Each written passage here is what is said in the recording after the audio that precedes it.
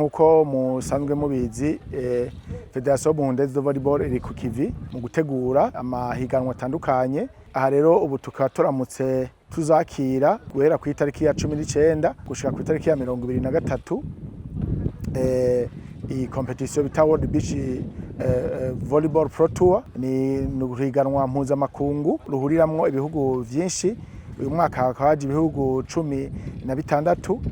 Hanyuma rero imyiteguro mukamubona kwigeze kure bijanye nico igihugu kizunguka ni kinini cyane kuko murabona nkuko musaye mubizi nyene icubahiro mu gihugu cacu Burundi General Major Evariste Ndayishimiye asanzwe ari umugenzi w'abajene. Urugwaruka ruva mu bihugu bitandukanye ruza rukurikira iryo jambo bakaza rero bavuga bati tugiye mu gihugu twisanze. Hanyuma rero igihugu cyo cunguka ca mbere ni promotion y'igihugu kuko urumva ubwo gwaruka ruvuye mu bihugu bitandukanye rusubiye iwabo ruzogenda ravuga uko gwabonye Uburundi.